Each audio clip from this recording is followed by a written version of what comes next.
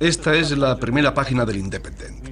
Los verdes reclamamos, con un gran titular, el retorno a la energía nuclear.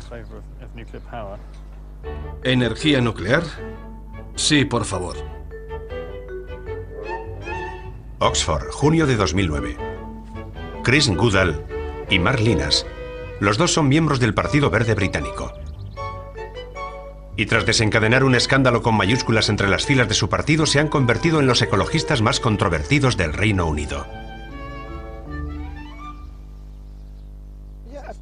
Por supuesto que se puede ser verde y estar a favor de la energía nuclear. No hay ningún motivo por el que los verdes deban oponerse a la energía nuclear. Es científicamente irracional. Sí, hay riesgos de explosión y de contaminación radiactiva, pero son pequeños y los podemos controlar. Hay que relativizar el tema de los residuos radiactivos. Los ordenadores también generan residuos tóxicos. En cambio, nadie dice, no pienso usar nunca más un ordenador. Y sin embargo, este tipo de residuos son tóxicos de por vida. Al menos, los residuos radiactivos terminan siendo inofensivos con el tiempo. De hecho, muchas industrias darían lo que fuera porque el nivel de toxicidad de sus residuos disminuyese con el tiempo. ¿Y no lamentáis no haberlo dicho hace 10 años? Sí. Sí, realmente lamento que la lucha de los verdes contra la energía nuclear haya sido tan eficaz en estos últimos 20 años. De haber podido hacer algo entonces, lo habría hecho. Pero eso ya es historia y hay que pasar página. Verde y pronuclear. Curioso. ¿Se habrán olvidado estos ecologistas de Hiroshima? ¿De Nagasaki? ¿De Chernóbil? ¿De sus años de lucha antinuclear?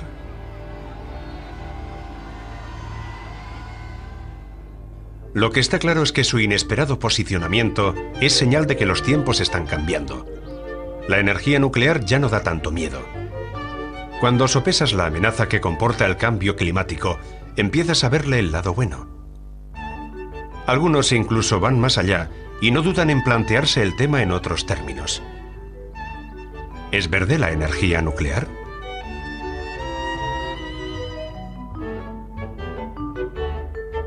Energía nuclear. ¿El fin de un tabú?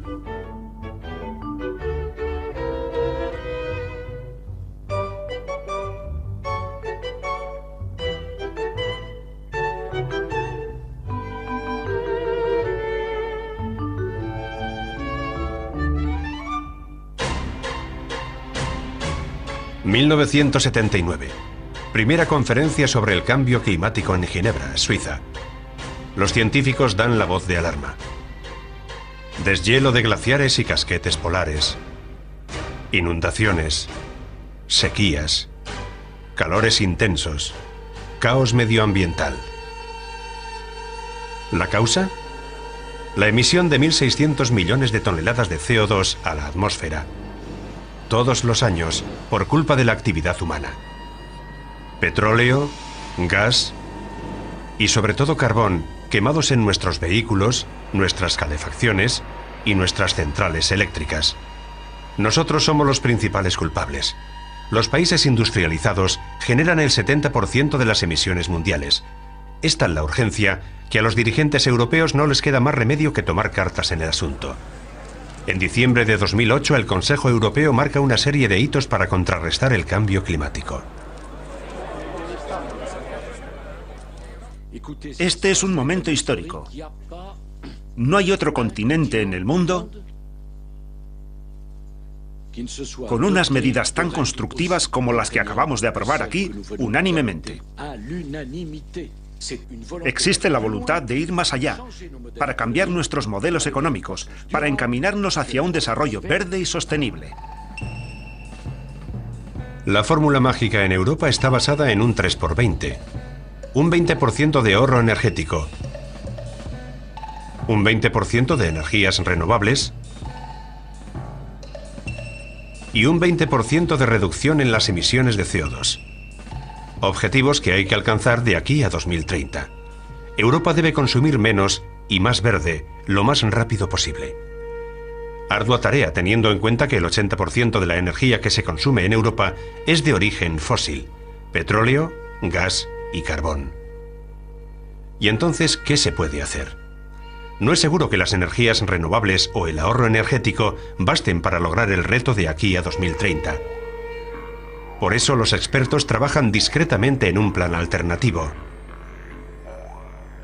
Uno inimaginable: el retorno a la energía nuclear. De hecho, las matemáticas son muy simples. La energía nuclear emite a la atmósfera 8 veces menos que las energías fósiles. Y en cambio genera mucha más electricidad que las energías renovables. El clásico generador eólico produce 1 megavatio de potencia y funciona durante un 20% del tiempo. Un reactor genera 1000 megavatios, un EPR 1650 megavatios. Pongamos que son 1000, funcionando durante un 80% del tiempo. Necesitaríamos 4000 generadores eólicos para obtener la misma electricidad que produce un reactor nuclear. ¿Residirá la solución en los paneles solares? Para reemplazar un reactor por generadores fotovoltaicos necesitaríamos unos 30 millones de metros cuadrados de paneles solares. No parece muy realista, ¿no? Yo lo veo totalmente imposible. Puede que no sea imposible. Pero el precio del kilovatio producido por la energía solar sería 6 veces superior al producido por un reactor nuclear. Ante esta realidad, los políticos repasan sus opciones. En la actualidad, la energía nuclear produce el 3% de la energía mundial y el 17% de la energía en Europa. ¿Y si esta energía, caída en desgracia por contaminante y peligrosa tras el accidente de Chernóbil, fuera la solución? ¿Y si en el futuro se decidiera producir más energía nuclear para salvar el planeta? Los finlandeses deciden dar el primer paso. En 2006, este país relanzó su programa nuclear civil con la construcción de un nuevo reactor. En Finlandia, el debate sobre si volver o no a la energía nuclear ha sido muy controvertido. Algunos temen que el retorno a la energía nuclear impida el desarrollo de las energías renovables. Aunque al final, la mayoría de los diputados votó a favor del reactor en un intento por detener el cambio climático. Esto último es lo que motivó su voto. Otro motivo que ha inclinado la balanza a favor de la construcción ha sido nuestra dependencia del gas y el petróleo rusos. Para Finlandia, la energía nuclear es la solución. Aún más sorprendente resulta el caso de Suecia, primer país europeo en prohibir en 1980 la construcción de nuevos reactores en su territorio. En la actualidad, los diputados suecos se cuestionan aquella decisión, para gran satisfacción de Olle Schmidt, diputado liberal. Desde hace 2 años, el apoyo de los suecos a la energía nuclear ha ido en aumento. Buena parte de la ciudadanía sabe que puede elegir entre distintas opciones, pero que la cuestión es reducir las emisiones de CO2.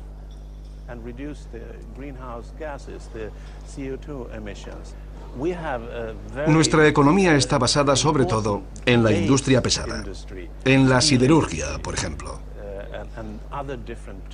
Necesitamos que nuestras fuentes de energía sean competitivas en Europa y en el resto del mundo. Por eso necesitamos la energía nuclear, una energía barata. Las cosas no son blancas o negras, son grises.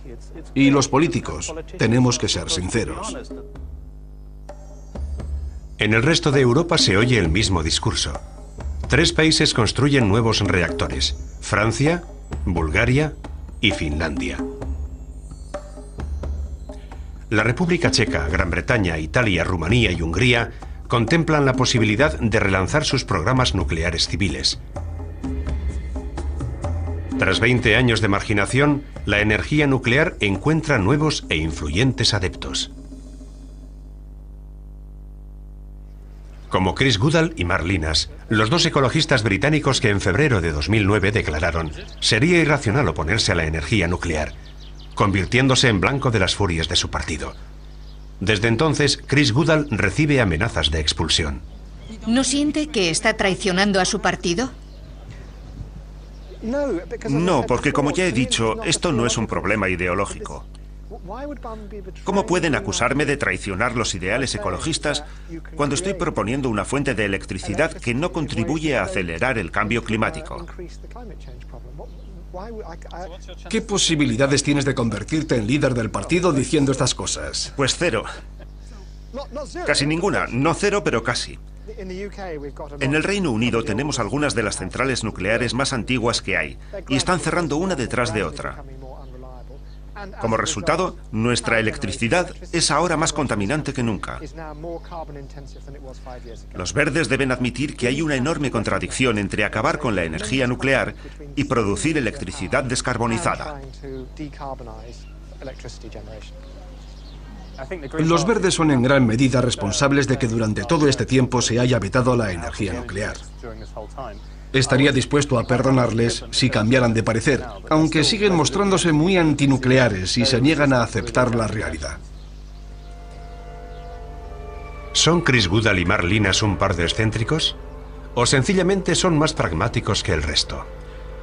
No deja de resultar paradójico que haya en la actualidad ecologistas que estarían encantados con la reaparición de la energía nuclear, para gran regocijo de sus explotadores. Sede de Areva en Francia. Aquí la gran sacerdotisa nuclear, Anne Lauvergeon, disfruta con este espectacular cambio de tornas. Hay grandes gurús ecologistas que me recriminan cierta tibieza. Me dicen que tendría que hacer más en pro de la energía nuclear, que tendría que hablar más alto y más claro. Hay que lograr que la gente se dé por enterada.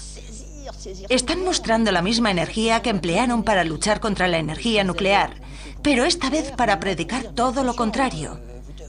Me piden que grite a los cuatro vientos que necesitamos volver a la energía nuclear. Hay muchos verdes que en privado... Yo he hablado con mucha gente que... ¿Con quién? En privado. Así que no puedo desvelar su identidad. Me han dicho, pues claro, claro que lo sabemos. ¿En Francia? Sí, en Francia. Pero no puedo dar sus nombres en público, porque tal y como están las cosas, y dada la complejidad del asunto... Pero bueno, gente muy conocida. ¿Será un farol? Quizá no, ya que en toda Europa el frente antinuclear se está fisurando. Hasta en el bastión que más ha atacado al átomo, el Partido Ecologista Alemán. Este sería el caso de Margareta Wolf. Hace un año esta militante ecologista de primera hornada abandonó su partido, dando un portazo tras 28 años de leal militancia.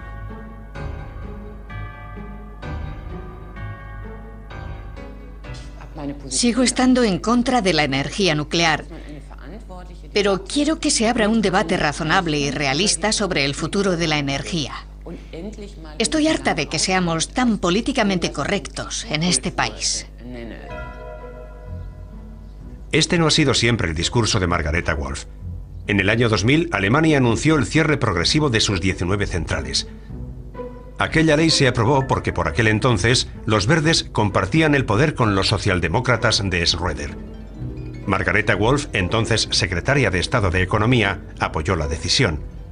A raíz de aquello, el país invirtió a lo grande en energías renovables. En la actualidad, el 15% de la energía alemana es producida por generadores eólicos, paneles solares y biomasa.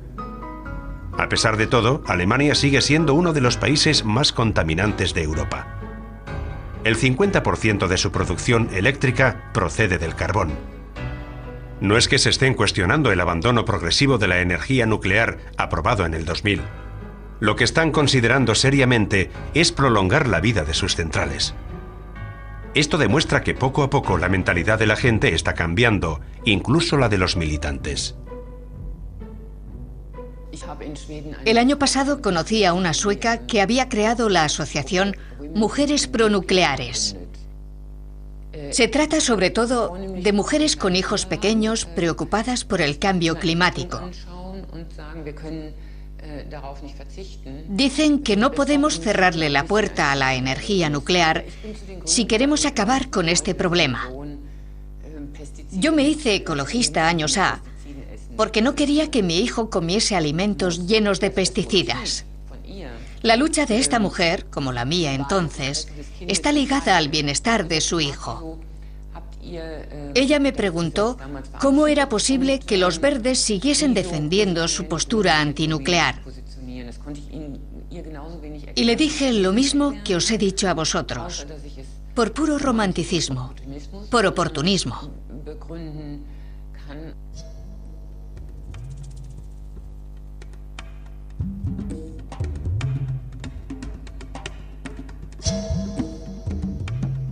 Hubert Kleiner, miembro del Partido Verde alemán y amigo de Margareta Wolf, planteó una pregunta muy incómoda durante una entrevista concedida a la revista Der Spiegel en 2008.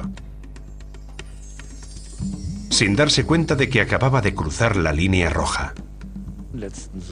El verano pasado hubo un gran debate en Alemania sobre el cambio climático y el papel de la energía nuclear con respecto al mismo.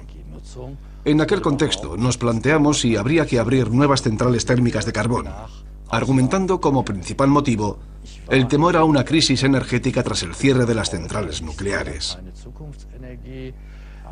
Yo soy un detractor de la energía nuclear. No creo que sea una energía de futuro, pero deberíamos plantearnos de forma pragmática el prolongar la vida útil de los reactores.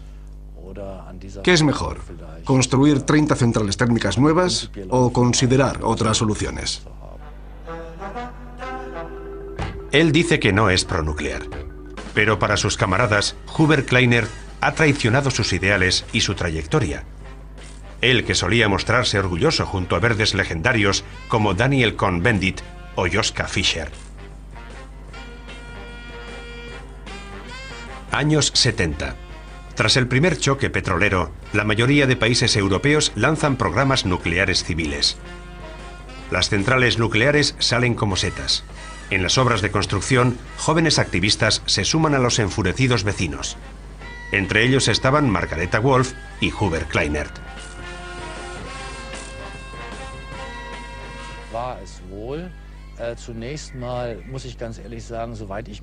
Para ser sincero, en un principio íbamos a las manifestaciones porque lo de manifestarse estaba bien y punto.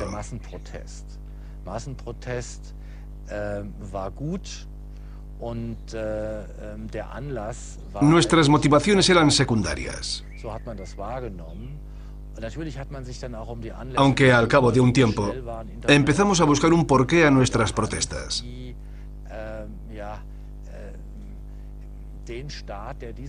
Nos esforzamos mucho en ver al Estado, que había construido las centrales, como un gran problema.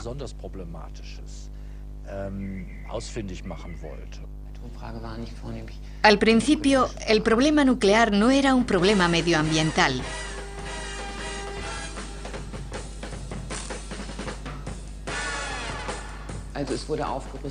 Era la época de la Guerra Fría. Estados Unidos y la Unión Soviética estaban en plena carrera armamentística y nuestro canciller Helmut Schmidt acababa de firmar un acuerdo con la OTAN autorizando el despliegue de misiles de mediano alcance sobre suelo alemán. En aquel contexto, nuestro principal temor era que el programa nuclear civil alemán sirviese para fabricar bombas nucleares. Temíamos una tercera guerra mundial.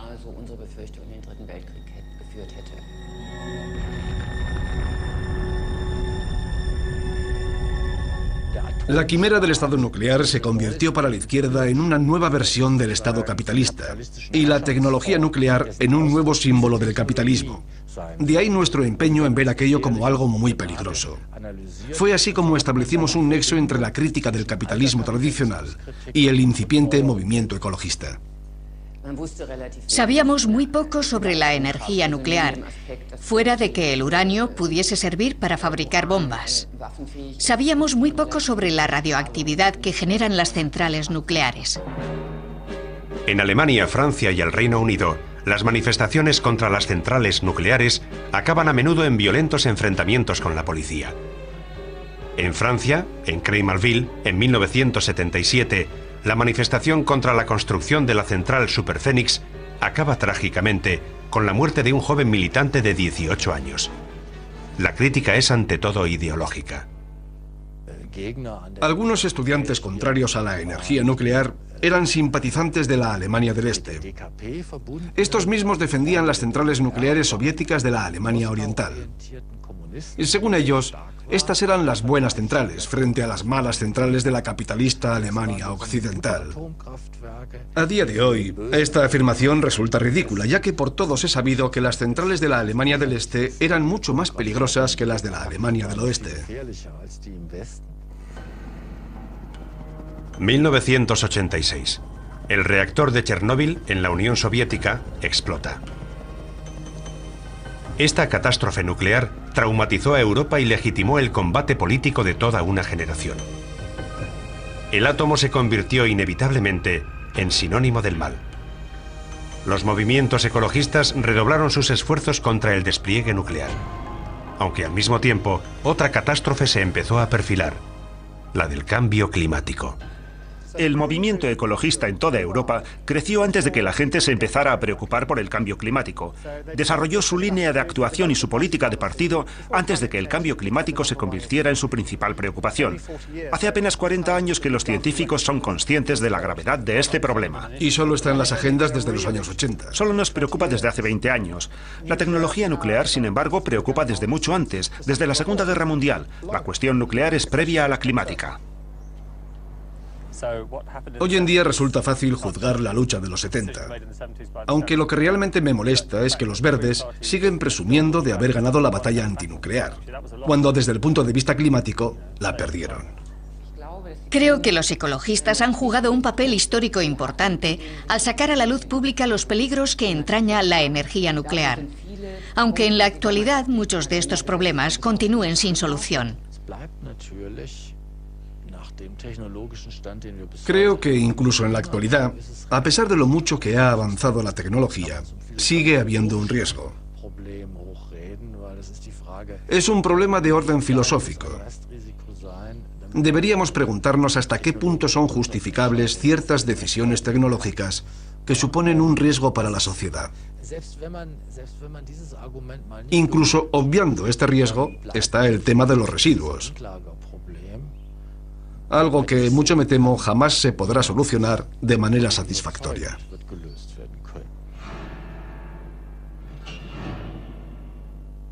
¿Es la energía nuclear una solución al cambio climático o un peligro para la humanidad? Pregunta crucial. Puede que la respuesta se encuentre aquí, en Francia, en la meca de la energía nuclear mundial. Este país cuenta con 58 centrales que producen el 77% de su electricidad. Aquí la energía nuclear es una religión, ya que hay 2 nuevos reactores de tercera generación. En la sede de Areva, líder mundial en tecnología nuclear, se frotan las manos. Les llegan pedidos procedentes de todo el planeta.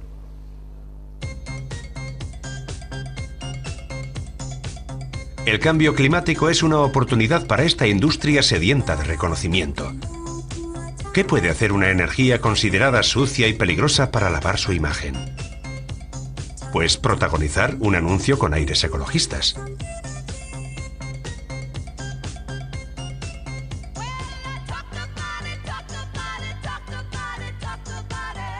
Areva, energía en estado puro. Energía en estado puro. Este eslogan no ha convencido a todo el mundo. A raíz de una demanda interpuesta por la ONG Sortir du Nucléaire, Areva se ha visto obligada a retirar el anuncio. Os han obligado a retirar vuestro último anuncio publicitario. ¿No creéis que habéis jugado un poco con el eslogan del mismo? ¿Energía en estado puro? A mí no me parece para tanto, pero asumo totalmente lo hecho. Aunque no tengo ningún remordimiento, eso también te lo digo. Si queréis un mundo únicamente a base de energías renovables, asumid que solo veréis la tele en casita por la noche cuando sople el viento. No debemos olvidar que las energías sostenibles son intermitentes. Funcionan cuando hay sol, cuando hay viento. Hasta en los lugares más ventosos el viento no sopla durante más de un 25% de las veces. Un molino de viento funciona durante un 25% del tiempo. Lo de ir de santos en esta materia está muy bien, aunque cuando uno se empeña tanto en no mancharse las manos, al final no consigue nada. ¿Realmente podemos decir que la energía nuclear es una energía pura? Sí. No creo que el mundo vaya a ser más puro si no utilizamos la energía nuclear. A día de hoy somos capaces de reciclar el 96% de los residuos nucleares generados diariamente. Energía nuclear limpia y reciclable. ¿Son argumentos de venta o la realidad?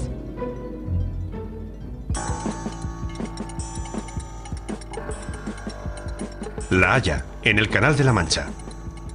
Planta de tratamiento de Areva. Aquí, como en la sede de París, son verdes de los pies a la cabeza. Qué bonita es la naturaleza. ¿Son tan bonitas las flores? Me encanta cuando llega la primavera. Al margen de lo que pueda parecer, aquí se manipulan los materiales más peligrosos del mundo. Aquí llegan contenedores de combustible nuclear agotado procedentes de los corazones de reactores europeos. Combustible que aquí se recicla. Pero antes de tratarlo, lo dejan entre 4 y 5 años en esta piscina para que se enfríe. Hoy hemos almacenado 9.000 toneladas de combustible nuclear. El equivalente a 300 millones de toneladas de petróleo. Casi la mitad de la producción petrolífera de Arabia Saudí. Deberíamos considerar este almacén como una mina versátil, una reserva potencial. En cierto modo es como un gran yacimiento de petróleo. Esto es lo mismo. Mientras el combustible nuclear permanezca bajo el agua, en teoría, podremos extraer energía equivalente a 300 millones de crudo.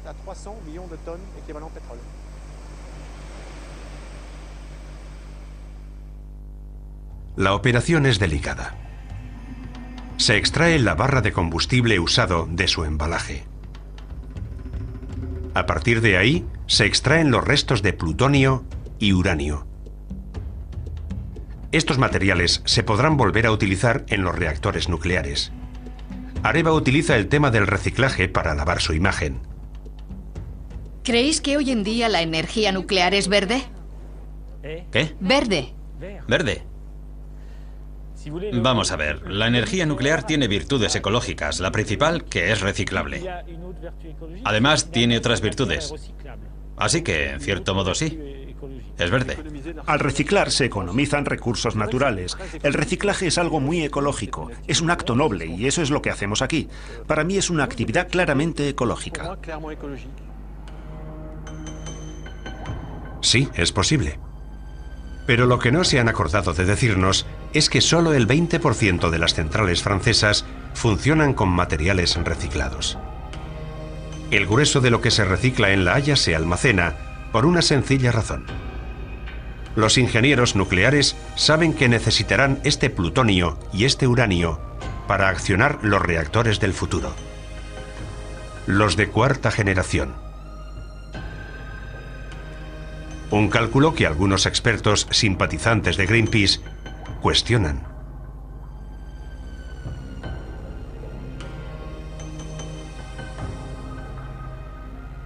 Algunos expertos dicen que es vital seguir reciclando estos materiales para crear una reserva de plutonio que resultará indispensable hacia el año 2050, cuando sabremos construir reactores que todavía no somos capaces de hacer.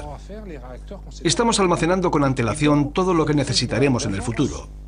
Es una apuesta muy fuerte, porque si por algún motivo cambiamos de opinión, nos encontraremos con 100, 200, 300 toneladas de plutonio que se convertirán al instante en residuos. Nos encontraremos con un montón de mierda que a lo mejor termina sirviendo de combustible o se queda en eso, en un montón de mierda muy problemática. A pesar del escepticismo de Benjamin Dessy, Francia ya ha elegido. Quiere una energía nuclear duradera, más eficaz y limpia. El resultado en 2050. Hoy en día la principal preocupación de la industria nuclear son los residuos radiactivos. Estos miles de contenedores apilados que nos encantaría hacer desaparecer. Desde los años 80, estos residuos se han convertido en el principal argumento de los ecologistas contra la energía nuclear. Esta es la respuesta de Anne Lauvergeon, presidenta de Areva.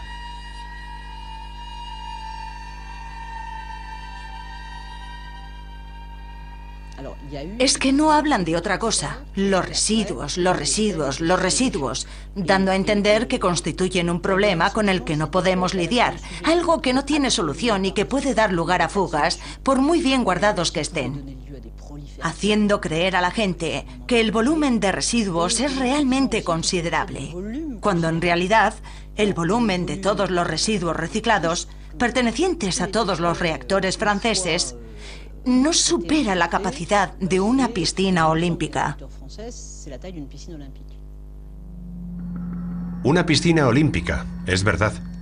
Pero estamos hablando solo de residuos procedentes del corazón de los reactores, los más peligrosos. Residuos radiactivos hay muchos más. Ropa, útiles de trabajo, objetos metálicos. Todo aquello que ha estado en contacto con la industria nuclear está contaminado por la radioactividad y se encierra entre bloques de hormigón. En total, 1.150.000 metros cúbicos de residuos radiactivos solo en Francia. Y según ciertos cálculos, este volumen se duplicará de aquí a 2030. Y si los ecologistas se ofuscan tanto, es porque durante años la industria nuclear se ha desentendido de este problema. Los contenedores se tiraban en cualquier rincón.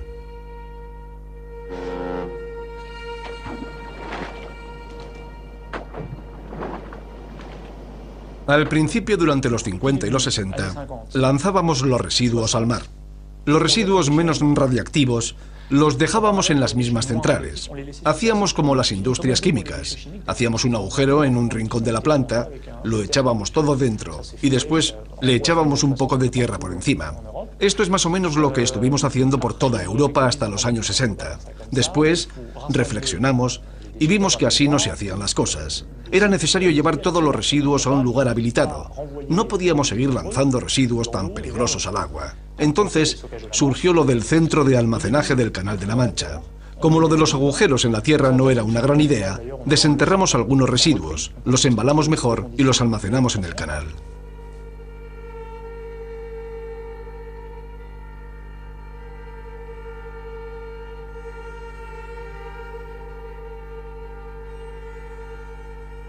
Hoy en día las cosas han cambiado.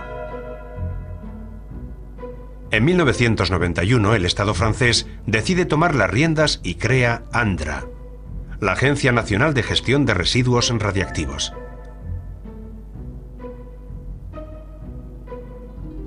En ANDRA los residuos se clasifican en 5 categorías, según su grado de radioactividad y su duración de vida. El 70% de los mismos son residuos con un nivel de radioactividad débil o medio y de corta vida. Su toxicidad disminuye al cabo de 30 años. Los más peligrosos son los menos voluminosos, ocupando menos de un 1% del total.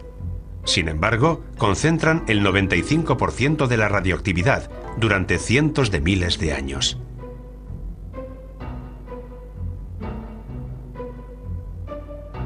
El problema es que nadie quiere saber nada de ellos. Tras años de reuniones con las autoridades responsables, ANDRA ha creado 4 almacenes especiales situados entre las regiones de la Lorena y Champaña-Ardenas.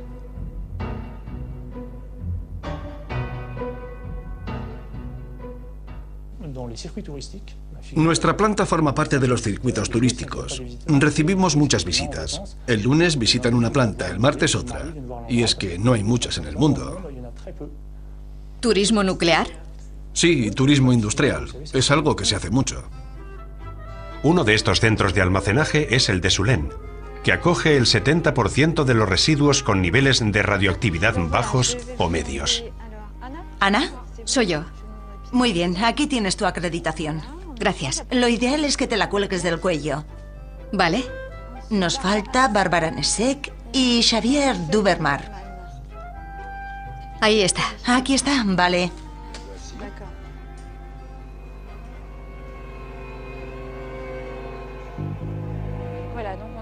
Esto es una zona de almacenaje llena de contenedores de 200 litros de capacidad.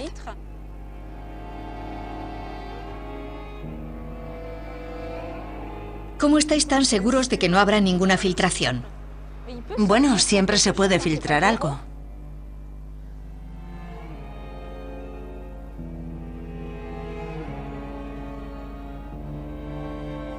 Este almacén se irá llenando de aquí al 2050. Después se cubrirá con tierra y crecerá la hierba encima. Después se vigilará durante al menos 300 años. Lo que todo el mundo se pregunta es si estos lugares suponen una amenaza para el hombre. ¿Cuáles son los riesgos cuando se vive cerca de una central nuclear o cerca de un centro de almacenaje de residuos?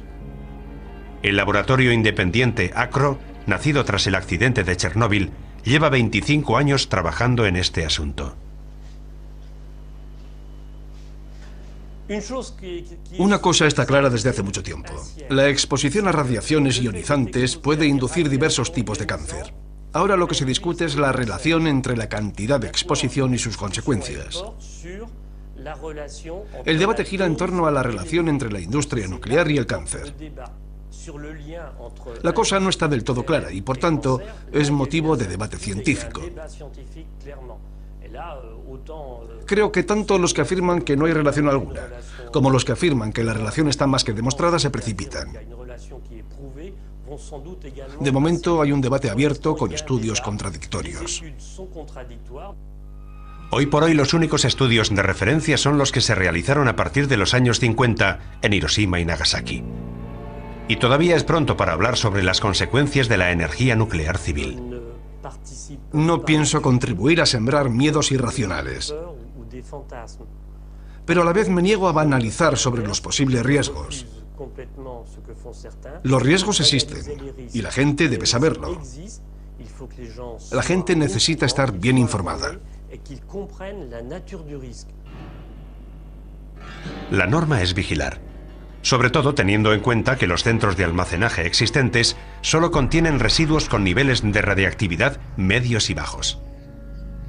El verdadero problema gira en torno a ese 1% de residuos superradiactivos procedentes de las entrañas de los reactores. Con estos seguimos sin saber qué hacer.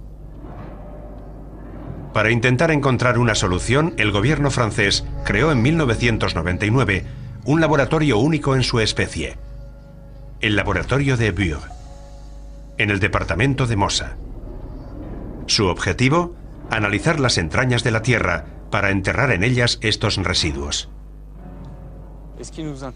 Lo que nos interesa es encontrar una solución que dure por lo menos 100.000 años, algo que nos dé estabilidad, que nos garantice una protección total. Por eso hemos decidido buscar en el medio geológico. Vamos.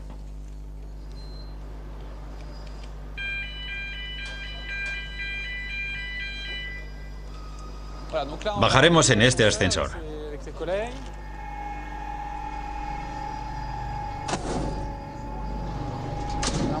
Vamos a retroceder 150 millones de años en el tiempo. 150 millones de años. O lo que es lo mismo, vamos a descender 500 metros bajo tierra hasta una roca formada durante el Jurásico. Ya hemos tocado fondo.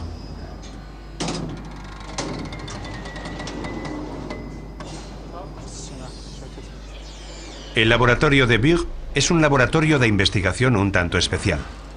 Aquí no hay batas blancas ni tubos de ensayo, pero el casco es obligatorio.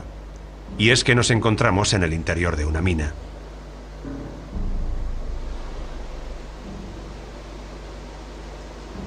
Pero, ¿por qué buscar la solución a 500 metros bajo tierra?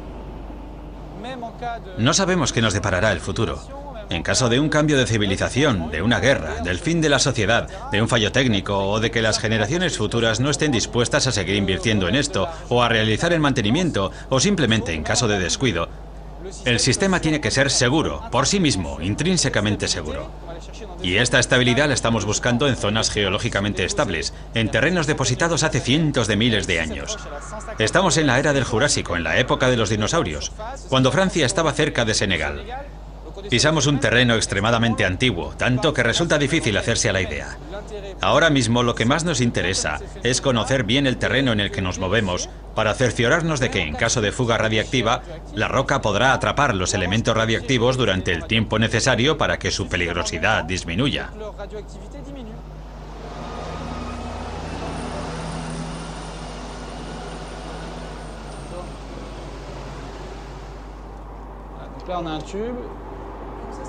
¿Qué es este agujero? Es un microtúnel de 70 centímetros de diámetro y unos 10 metros de largo que va a parar a una cavidad de almacenaje de residuos radiactivos. ¿Y cuántos residuos puede alojar?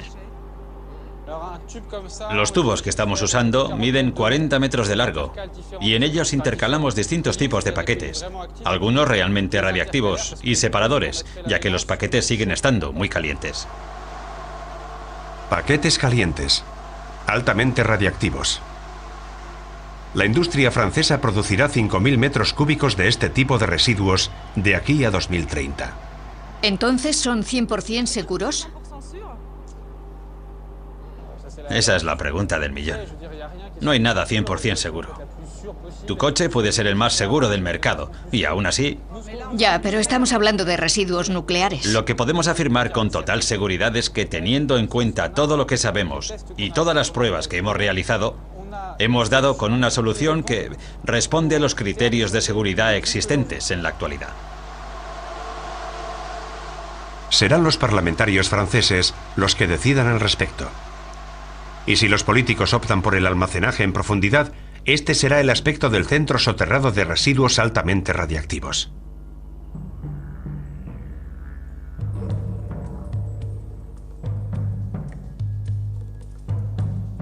Los primeros paquetes radiactivos se podrían enterrar hacia el 1025. Pero, ¿deberíamos seguirles el rastro de cara a generaciones venideras? Los de Andra todavía no han decidido nada. Hay proyectos en la recámara. Algunos parecen casi futuristas. Hay quienes proponen levantar una pirámide con inscripciones en todas las lenguas y grafías existentes para que el mensaje llegue a las generaciones del futuro.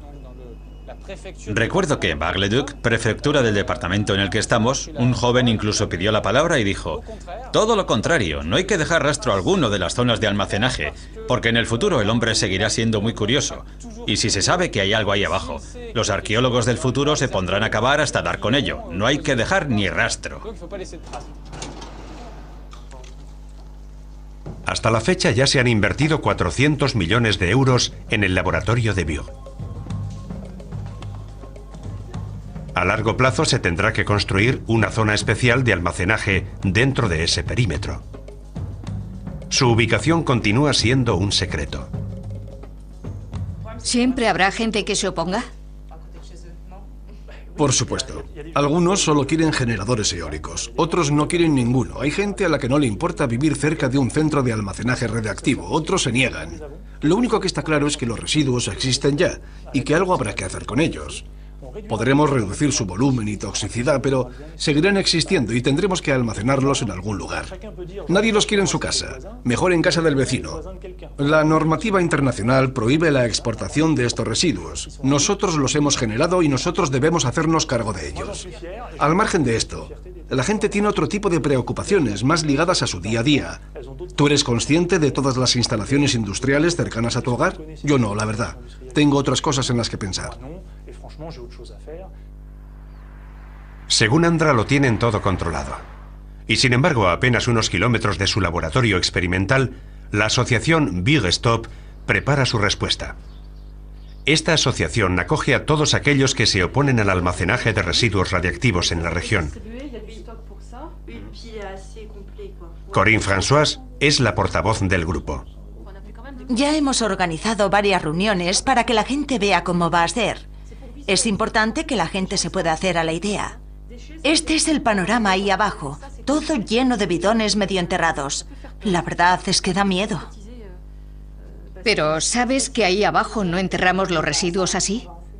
Claro, exageramos para que la gente pueda hacerse a la idea. Andra difunde sus comunicados y nosotros tenemos el mismo derecho. En Morvilliers se pueden encontrar en la superficie residuos de baja radioactividad. En Berg quieren enterrar los residuos más peligrosos, así como en Gondrecut, Grand y Semblén. Hablamos de 3 departamentos adyacentes ubicados en una zona muy pequeña. Y aunque pretendan enterrar residuos de baja radioactividad, aún así siguen siendo muy radioactivos. Lo que la gente debe saber es que a 60 kilómetros de Berg se encuentra Solén, lo que significa que a largo plazo esta región se va a convertir en un enorme cementerio nuclear y eso es lo que no queremos. Han elegido esta zona porque solo hay 7 habitantes por kilómetro cuadrado y su población está envejecida. Aún así, también hay jóvenes en la región y no estamos dispuestos a vivir con un cementerio nuclear bajo nuestros pies. Si hablásemos claramente de la energía nuclear y sus peligros, no sé si la gente seguiría aceptando esta imposición. Es dictatorial. Nos lo imponen y punto. Todo lo relacionado con lo nuclear es así. La mayoría de las veces nos dicen, ¿lo vamos a hacer de todos modos? ¿Tenéis la impresión de que os están sacrificando? Sí. ¿Habéis visitado el laboratorio subterráneo? No. No por una cuestión de principios. No queremos verlo. Al menos algunos. Estas visitas son pura propaganda. ¿Y entonces cuál es la solución? Dejarlos donde están y vigilar bien la zona. No es una solución, pero sería lo menos malo. Seguirá siendo un terrible legado para las generaciones futuras. Si permanecen en la superficie, habrá que reembalarlos y eso costará mucho dinero. Los centros soterrados ya están costando una barbaridad. Y lo de manipular la radioactividad es pura teoría, entrando casi en el terreno de la alquimia. El problema es si queremos seguir por el mismo camino, generando más residuos. Hay que acabar con la energía nuclear ya.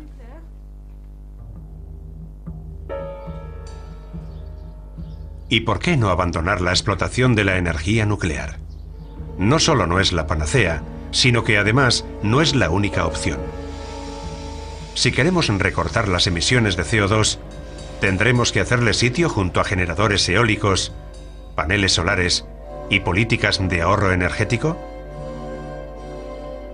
¿Optamos por la energía nuclear para salvar el planeta por falta de alternativas? Sin duda.